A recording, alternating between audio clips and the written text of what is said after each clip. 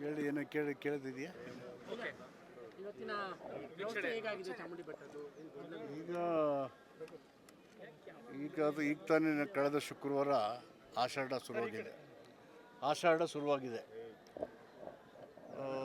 ಜನರು ತಮ್ಮ ಧಾರ್ಮಿಕ ಆಚಾರ ವಿಚಾರಗಳಿಗೆ ಸಂವಿಧಾನದಲ್ಲಿ ಮುಕ್ತವಾದಂಥ ಅವಕಾಶ ಇದೆ. ಆ ಅವಕಾಶಗಳನ್ನು ಬಳಸ್ಕೊಂಡು ಸರ್ಕಾರ ಮತ್ತು ಜಿಲ್ಲಾಡಳಿತ ಬರ್ತಕ್ಕಂಥ ಭಕ್ತಾದಿಗಳಿಗೆ ಸೌಕರ್ಯಗಳನ್ನು ಮತ್ತು ಅನಾನುಕೂಲ ಆಗದ ರೀತಿಯಲ್ಲಿ ನೋಡ್ಕೊಳ್ಳೋದು ಸರ್ಕಾರದ್ದು ಮತ್ತು ಪ್ರಾಧಿಕಾರದ್ದು, ಜಿಲ್ಲಾಡಳಿತ ಜವಾಬ್ದಾರಿ. ಇದಕ್ಕೆ ಪೂರ್ವಭಾವಿಯಾಗಿ ನಾನೆಲ್ಲನೂ ಚರ್ಚೆ ಮಾಡಿದ್ದೀನಿ. ಮುಖ್ಯಮಂತ್ರಿಗಳು ಕೂಡ ಅನೇಕ ಸೂಚನೆಗಳು ಕೊಟ್ಟು ಇದನ್ನು ಚೆನ್ನಾಗಿ ಮಾಡಿ, ಯಾರಿಗೂ ತೊಂದರೆ ಆಗದ ರೀತಿಯಲ್ಲಿ ಅಂತ ನಮಗೆ ಹೇಳಿದ್ದಾರೆ. ನಿನ್ನೆನೂ ಕೂಡ ಹೇಳಿದ್ದಾರೆ. ಈಗಾಗಲೇ ನಿನ್ನೆ ಶುಕ್ರವಾರ ದಿನ ವೆಹಿಕಲ್ ಮುಖಾಂತರ ಬಂದವರು ಒಂದು ಅಂದಾಜಿನ ಪ್ರಕಾರ 80,000ಕ್ಕೂ ಹೆಚ್ಚು ಜನ ಇದ್ದರು. ಮತ್ತು ಇಲ್ಲಿ ಕಾಲ್ನಡಿಗೆಯಲ್ಲಿ ಬಂದ್ರಲ್ಲ ಬೆಟ್ಟ ಹತ್ಕೊಂಡು, ಅವರು 50-60 ಜನ ಬಂದಿದ್ದರು ಅಂತ ನನಗೆ ಇನ್ಫಾರ್ಮೇಷನ್ನು ಇದೆ. ಸೊ ಒಟ್ಟಾರೆ more than 1 lakh people assembled the first year, ಮೊದಲನೇ ದಿನ ಫಸ್ಟ್ ಡೇ ಮಾಡಿದ್ದಾರೆ.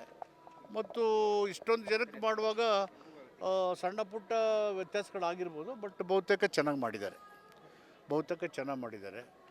ಮತ್ತು ಇಲ್ಲಿ ಯಾವಾಗ ಮುಕ್ತವಾಗಿ ಈ ಬೆಟ್ಟದ ಮೆಟ್ಟಿಲುಗಳ ಹತ್ರ ಬರಬೇಕು ಅಂತ ಹೇಳಿದ್ರು, ಜನ ಉತ್ಸಾಹದಿಂದ ನಿರೀಕ್ಷೆಗಿಂತ ಹೆಚ್ಚಾಗಿ ಬಂದುಬಿಟ್ಟಾಗ ಒಂದೇ ಸರಿ ಜನ ದಟ್ಟಣೆ ಆಯಿತು. ಈ ಕಡೆ ಇಲ್ಲಿಂದ ಬರ್ತಕ್ಕಂಥವ್ರು 3 ಭಾಗ ಮಾಡಿದ್ದೀವಿ.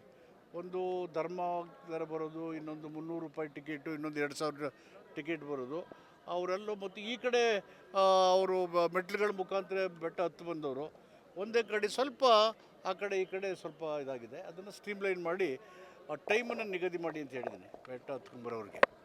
ಮತ್ತು ರೆಗ್ಯುಲೇಟ್ ಮಾಡಬೇಕು. ಒಂದೇ ಸಾರಿ ಇಲ್ಲಿ ಎಷ್ಟು ಜನ ಇದ್ದಾರೆ ನೋಡಿಕೊಂಡು ಅವ್ರನ್ನ ಬಿಡಬೇಕು. ಇಲ್ಲ ಒಂದೇ ಸಲ ನುಗ್ಗಿಬಿಟ್ರೆ ಅನಾನುಕೂಲ ಆಗುತ್ತೆ. ಸೊ ಆ ಥರದ್ದೇನೂ ಆಗಿಲ್ಲ. ಬಟ್ ಈಗ ಅದು ಮುನ್ನೆಚ್ಚರಿಕೆಯಾಗಿ ಮುಂದಿನ ದಿನಗಳಲ್ಲಿ ಆ ಥರ ಮಾಡಿ ಅಂತ ಹೇಳಿದ್ವಿ.